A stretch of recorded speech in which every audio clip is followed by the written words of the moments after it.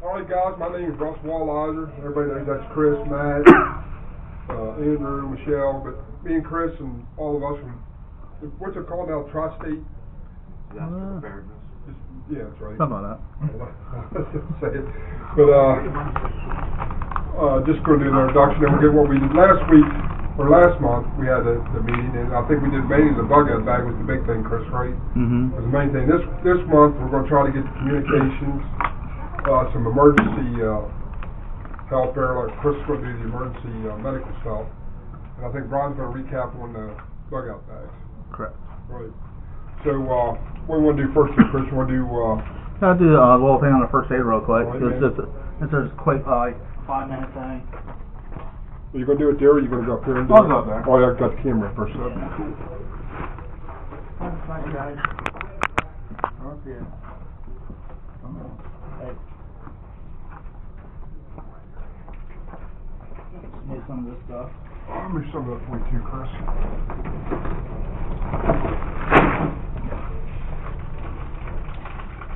Okay, what I brought was basically my first aid kit. And then I got Matthew's, which is basically my first aid kit that he stole. And the reason why I brought this is no matter how much you have, it's useless if you don't know how to use it. And how many people here know basic first aid? I know a little bit, not a lot. What do you consider basic first aid? Say like a Red Cross useless course. Because I consider Red Cross as basic first aid course one of the most useless courses there is. Firefighter 1. Okay. Pretty bad. But, just like you know, just to recap and everything, I'm a combat medic, I'm a paramedic for NRP, I'm also a registered nurse, LPN, CMP, and CNA and CLA. Okay. So I'm really into the medical field and everything. And so I believe in, of all the things I'll be prepared for, it's medical. Okay. But like I said, it doesn't mean hell beans if you don't know how to use any of it.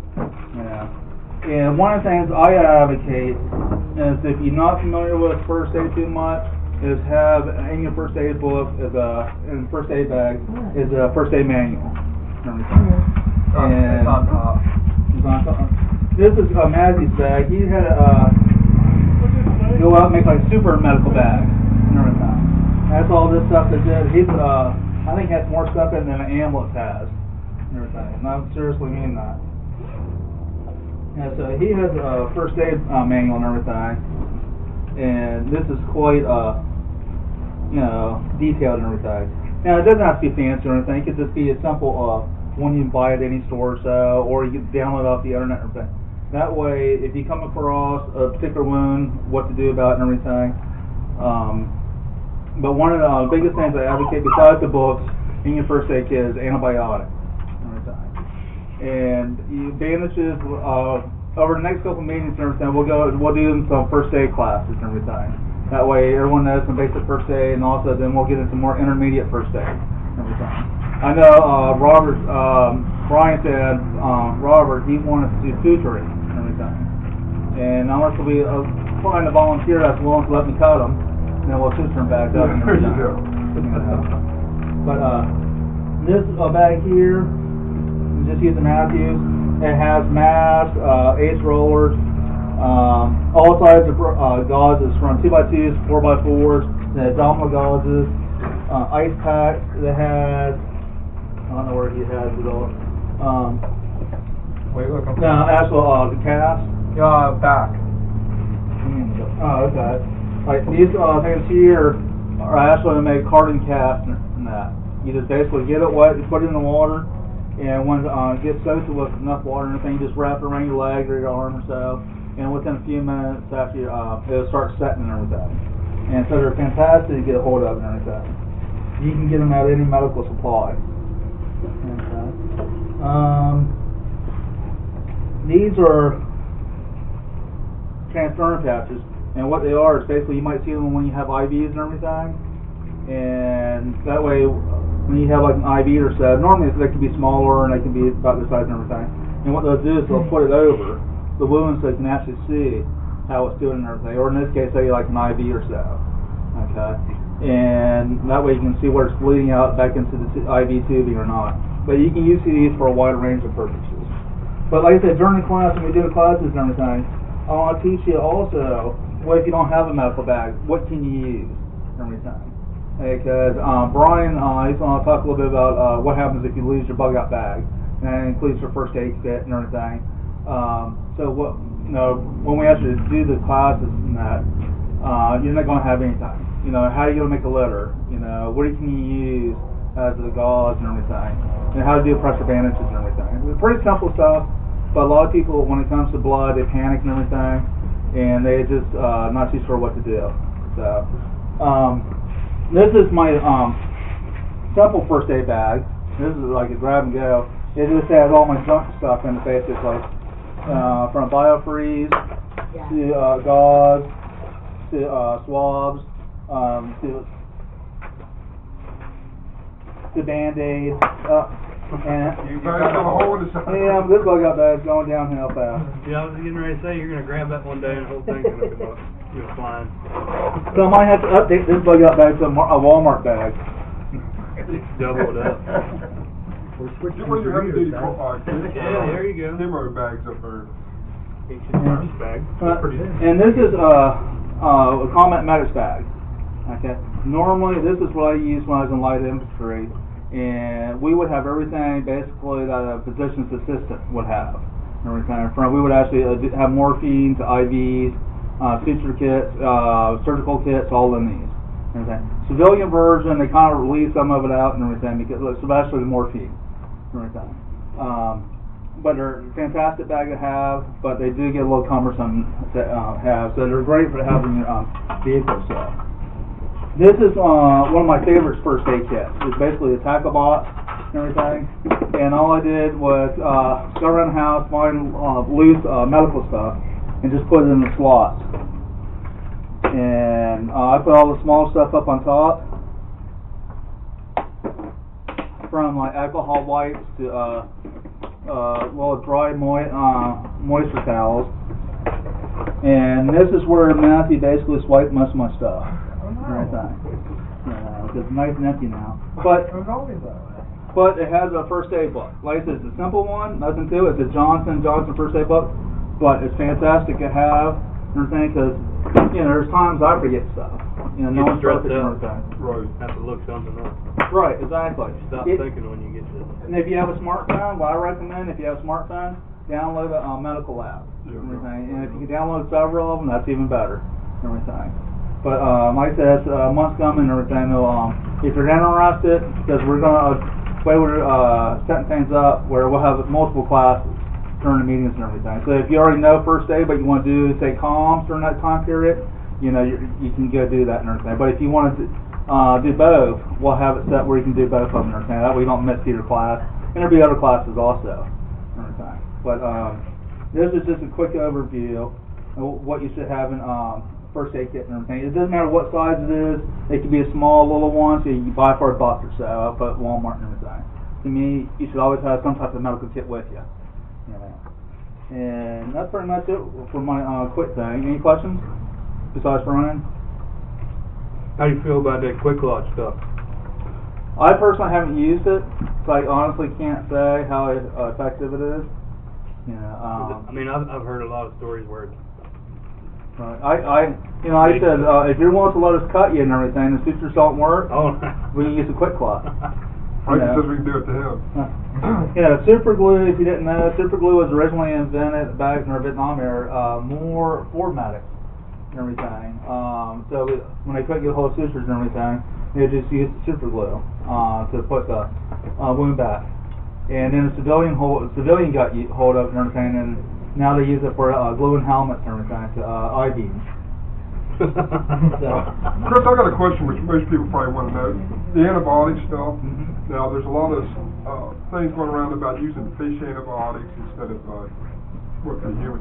What's your thoughts on that? Well, the fish antibiotics are really good and everything, especially if you're taking the fish oil pills and everything.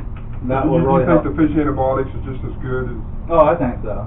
Problem is, a lot of antibiotics nowadays is people get too used to their immune system That's why a lot of antibiotics aren't working nowadays and everything. Because I used to, one of my military duties, if I haven't told you, I used to work with viruses in the military. I was on the Army's biowarfare unit, and down at Fort Detrick. And I used to come across a lot of people where their immune system's completely compromised, where they'd be bleeding out and everything. And no matter how many antibiotics you use, it didn't mean hell beans and everything. Now, another question, Chris, is, I don't know if you would know it or not, but the antibiotics you need, like for, say, you've got an infected tooth, is there a certain kind of antibiotics you should be taking for that? Well, it depends on what you're allergic to, too. Yeah, you gotta know what you're right. allergic to. Because, like penicillin, amoxicillin, it depends on what your health history is, really. But see, that's what I mean, like if you get a cut and it gets infected, you gotta know what type of antibiotics to take, right?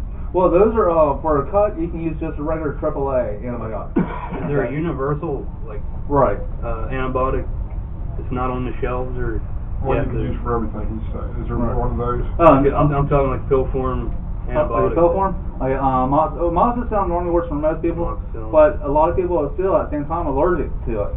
Well, I mean, you have to find your own, right, you should know what you can use, but is there like a universal to start with? No, there's no actual universal that would fit everybody.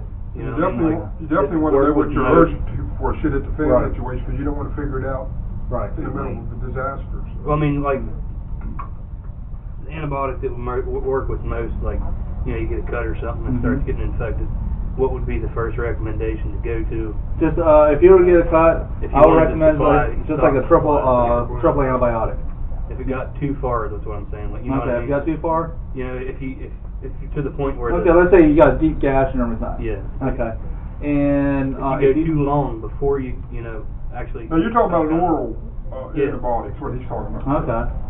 Yeah, like I said, it all depends on what you what you can take and everything. Because each person's body's chemistry is completely different. So about any antibiotic will work for that. No. That's what he's asking. What specifically would you use? Type of antibiotic for a cut. No, infected. So you get a couple days later, all of a sudden it's infected. Right. Okay. What would you have to take? What type of antibiotic? You guys talk antibiotics? antibiotics, but what can you actually buy? Right. That's why I was interested when you said fish antibiotics or bird antibiotics. So other states you can get all that. You don't have. It's real cheap. I've looked into it. You can get it real cheap for all any antibiotics you want. They got it for the horses, for the fish. Like Chris said, the fish is probably the best thing, right? And that works with humans and yeah, it's the same exact thing a human takes. I'll just make sure Chris agrees. Now that's like fish farm stuff, or you talking about? I'm talking about going to southern states and the antibiotics they sell for the capsules to dump in your fish tank. Oh, okay. Same exact. If you look at the bottle you get from the doctor, it's the same exact thing, but it's like 40 times cheaper. You get it for like $6 up there, where you're going to pay maybe 50 or 60 from the doctor. But just make sure you know what type of antibiotic you need. That's what I'm trying to figure out here. Right. Yeah, that's what I meant. Like, you might want to do something. What can you get to take? And what kind to use? You might want to look up on the internet if you got internet and see what's best for cuts. For deep wounds. Yeah, what works for what? Right. No way, you're talking about that liquid. No, I'm talking about pill capsules. They sell them up where you can just open up and open your fish tank. They sell all kinds of them up So there. you would just take it like a pill. Right. If it's 500 milligrams, if the doctor subscribed that 3 times a day, you take 500 milligrams. What about now? You talk about the horse penicillin, because we used to use it for our own horses, and they say people can use it. Right. What would be the difference in the dosage? You'd have to do the lower dosage. A horse takes a way bigger dose. Oh yeah. You'd have to definitely look on the internet and see what you There's a whole science in it called pharmacology. Yeah. And you actually, when we go through nursing school, you actually take it for a year. Pharmacology. It's basically a form of math where you have to figure out, like in your case, like the horse dosage versus the human, and it's based upon weights and that. Right. How much you weigh. One of them's in the trailer. Also math and all that stuff. That's right. Professor. Yeah, we'll get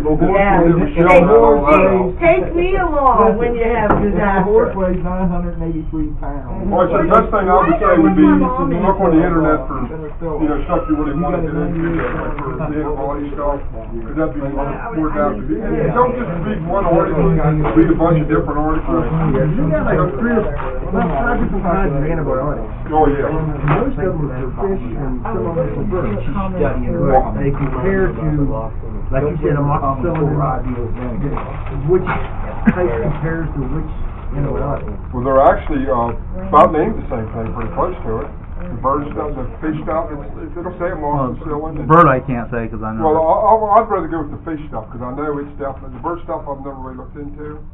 The fish stuff I've done a lot of checking, that's why I was talking to Chris there to see what he thought of it. But the fish stuff is identical to what you get from a doctor. Yeah. You're talking antibiotics. Why don't you use peroxide to sterilize any wound you get? Before you hurt somebody. And go from there instead of letting it get infected before you. We can. Well, when we start doing classes and everything, we can do it. But if you don't have peroxide with you, Okay. We're talking about shit at the fan situation. Something happens and you don't, it takes 3 or 4 days to get to a medical. Yeah, all right. Yeah, you might be in an unclean environment and get a wound and it's going to get infected 1,000 times. And where can you buy crazy glue and super glue in more than well, you can use Gorilla Glue. With the big Gorilla Glue comes in the big container.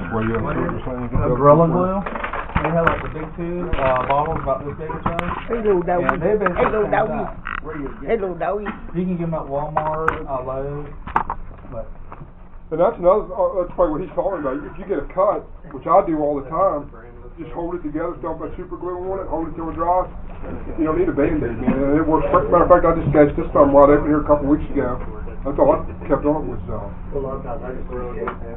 So you, I love the super glue, man.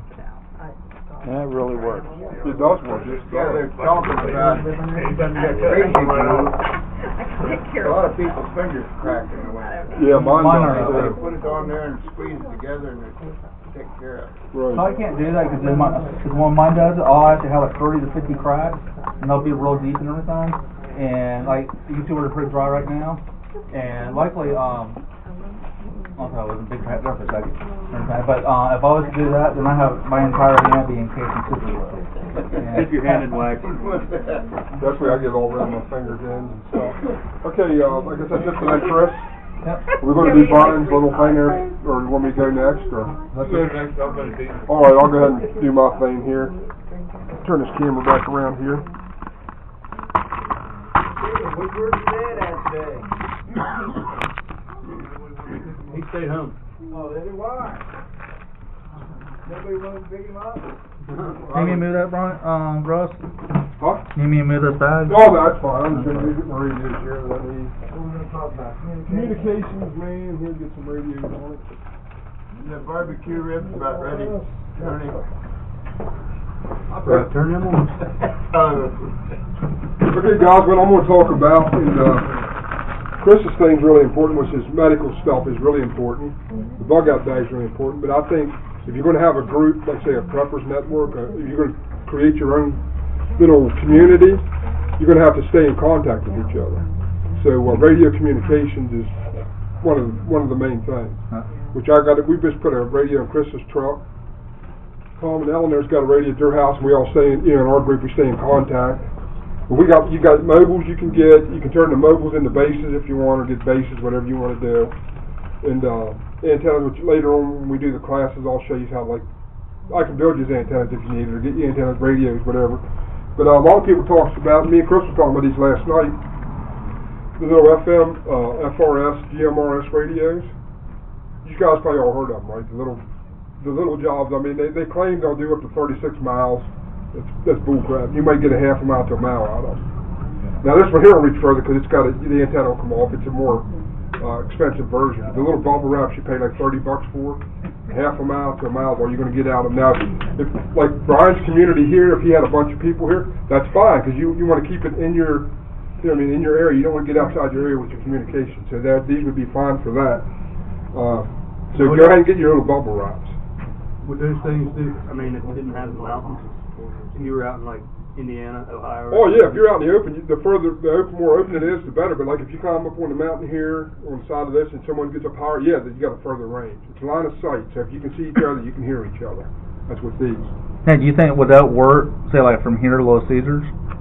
This here? Yeah. No. This all the GMRs. This is the GMRs. It won't. Okay. Now of course, this one here, which Matt was using while we was at Little Caesars.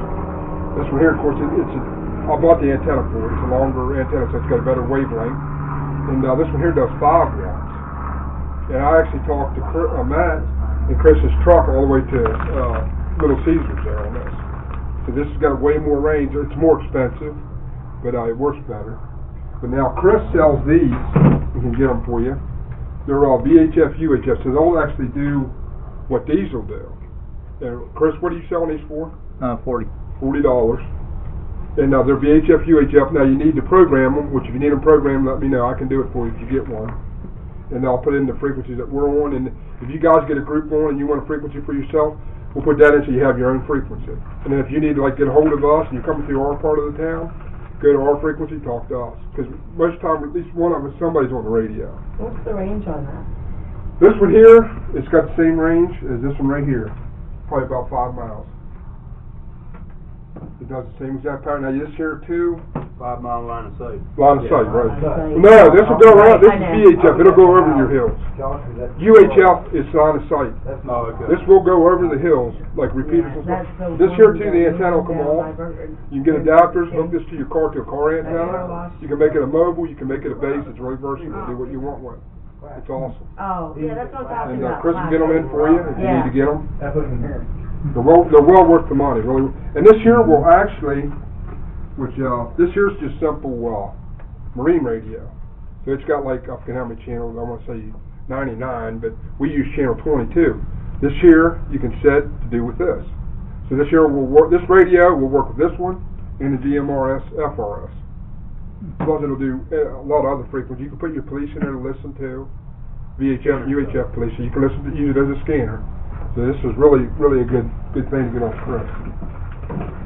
This one here, I mean, I bought this back when I first became a ham, and it's like, Now you're a turkey guy. yeah, now I'm a turkey. It's like $200, but I'm telling you, for $40, this thing will do a $400 radio. So this is your best buy right here. This here, you know, it's rugged. These are just as rugged, and this is the one I would go with. That's right, but I... Like I said, if you need programming or something, let me know, and I can do that for you. You remember that, 'cause that's one of the things I've been trading. What's that? You remember that radio, because that's one of the things I've been trading. Okay. Yeah, I don't have any in stock at the moment, but I'll get some. Okay. And if you need a program, just let me know. Which one of those does Hunter use? The hunters can use? Yeah, I got a couple that, they're about that big and they... He just hung 2 ways. Well, I'll bet you money they're the FRS, GMRS, and this here will do both. You can use this for anything VHF or UHF, so if you're going to get one, this should be the best one to get. Like I said, Chris sells them, so. Plus, remember, you can also put the police channels on there. That's what I'm saying, you use it as a scanner, you know, it's really versatile for what you need it for, so. You can put, you can pick up like the Walmart radios. Yeah, security. 2 ways or whatever. Yeah. What's the difference between those and these? Like the two-way radios that you see, like people like in one car, they'll have one, and in the other car, like if they're traveling someplace. Well, that could be what we got here, because that's what Chris has got got a mobile in his, and I got a mobile in mine. Okay. You mean It just TV depends on or- what frequency. If you're using UHF, they might be using ultra high, you know, something else. So it's hard to tell what radio they got. This here will do just But I mean, stuff. they'll do both. That'll do. This will do about whatever you anything, need. yeah. Okay. And you said that... Now, is that the one that you guys talked to? Is that what you guys are talking? Yeah, we use these, right? Okay. Harmony's got one of them. See, she probably wants to talk to truck drivers. Yeah, well, you need a CV for it. Yeah, you need a CV. I got a I CV. got a CV. I'll just I've tell you. already got a Oh, CV. yeah, I get it. Chris sells out of the store. Chris sells them for our group for $40. You And have that's seen the those? deal. Man, they're nuts. You could check it out. My mom was taking out the house. Yeah. You never know when any metal dog. Yeah, I Right. don't mind good by mistake. You guys got any questions, or? That thing will take a hell of a lot of channels. And it's dual channel, so you can put a channel at the top and a channel at the bottom. You can do VHF, or UHF, VHF, whatever you want to do, and you can hear both frequencies at one time. And they make it so it keys up on whatever frequency you want it to key up on.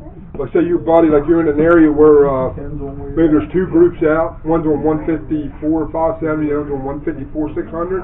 Put both those frequencies in, you can hear both your groups as they're out hunting. You use it as a scanner for like the fire department. It'll scan too. You can hit a scan button, put all them frequencies in. Guys in it too. The batteries in those are the best batteries I've ever seen. I mean, like I said, I paid $200 for this. The battery in that outlasts this by a long shot. And you can get a bigger battery. I'll show you that here. The battery will pop off this, and I'm sure Chris can order them. There's a battery that slides up under here and makes this radio about that much bigger. Okay. And this here's 1,800 milliamps. The other battery you get 3,800 milliamps. So it'll probably last you a week without having to be recharged. And like I said, the antenna will come off. You can get adapters, bigger antennas. Charger come with that? Charger comes with it for $40. You can get on the side here. You can buy extra mics. Like Matt's got the mic here for your ear, Yeah, for your throat, and I think Chris can get all that for you. So, well, I think that's about it for me. You guys got any questions? Has anybody ever thought, like, stupid question, about communications if they decide to drop an EMP? Yeah, that's another thing. If you're worried about EMPs, which is one thing I am worried about, you can do Faraday cages. I don't know if any of you's heard of that. I know Chris has. Have you ever heard of it? Yeah, microwave oven. You just stick it in a microwave oven. You just get an old microwave oven, throw them in there. There you go. Well, I mean, if nothing's working, You don't have to ground that? if you, if they drop an EMP, does that mean that you don't have any electricity at all, anything Right. like that? Yeah, you don't Radio have batteries. If they drop an EMP, the power grid's completely Yeah, the down. power grid's clear going. Yeah. So how would the radios work? Well, your thing would have to be, you'd have to get solar panels, have them put away, and batteries put away that won't be touched by the EMP. Okay, so after they drop it and it's all done, and then nothing works, you can pull your stuff back out. That's correct. And it'll work still? Yeah, probably within an hour, you can pull everything out and it'll work if everything's fine, so, Okay. there you go. Now, Now, they have to hit it's like another, the- which they shouldn't. It's like, the EMP is something that's damaged the system, and then after it releases, everything It works. just goes. Yeah, just what it does, it comes down and just goes away, you know what I mean? It ain't gonna stay there, it's not like setting a nuclear war or a nuclear bomb. Well, actually hitting the United States, this is up in the air. Yeah, So I it's didn't just know gonna if it spread was out, like yeah. They spread it out and keep it. Yeah, then it'll just go away, As yeah. they want to. Yeah, I'd wait at least a day or two before you get your communications out. Yeah, if your stuff's damaged, Well, I guess communications wise, you'd have to just, stay within earshot or. Yeah, then you could do if you're not prepared for an EMP, yeah. The best thing would be if you're scared of an EMP is get prepared. Like you can get anything metal, that's solid metal, don't have no openings to it, ground it good. Make sure this stuff when it's inside the metal box, that it's insulated from the metal. You don't want it touching any metal whatsoever, not even the antenna, nothing. Now the old crank fines, they would still work, wouldn't they? Yeah, anything that don't have transistors, yeah, there's something like that. That would be a good idea. If you don't want communication like from your barn to here, you use one of those crank phones like he's talking about. And tube radios, they're exempt from EMPs. I know that the Tube old radios. diesels will run without the, if something happens, Right. the car supposedly, spark plug and all that Right. shit won't run. Well, any car that's got a computer in it, no, it's not going to run. But an old car, yeah, it'll run. Like your little model, whatever you got down there, what is that old car under here? Well, that's what I'm saying. The alternator and all that stuff. If they drop an EMP, nothing's going to work. If there's transistors in it, no, or diodes, no. You have to get something old that has nothing like that in it. Yeah. Well, then it would have a generator. Yeah. well, and I was just asking about generators, would your generators still work? Yeah, your are generators they- would work. So they're made sustainable? Yeah. Computer board in. Yeah, as Right. long as it's not a computer board, anything that got a computer in will fry. And I was asking Tom, so your refrigerator would still work? Although you wouldn't have a If you had electric, yeah, if you could run a generator. generator that through would- the electric, right? But EMP bring up batteries? What's that? Like car batteries? I don't think it would so much. I don't think it would video on just charge YouTube car about batteries. that. It has to do with Oh, I can imagine. like I said, the diesel, the mechanical, you can run without it. A A car, it runs with this. The old one had points. Even the old one. You still got plugs, spark plugs, wires. It's still sending electric current. Yeah. Now, the thing would be to keep a battery that's not connected to nothing. Because I don't know if it's in a car and maybe the EMP hits, it may go back to it and maybe damage the battery. I couldn't tell you that for sure, so I'm not 100% sure. It'd be the best thing would be to keep a battery somewhere where it's safe. I don't think just an EMP coming down is going to hurt a battery that's just sitting there on the shelf. I don't think it would hurt that. So. Something has to do a little bit more research.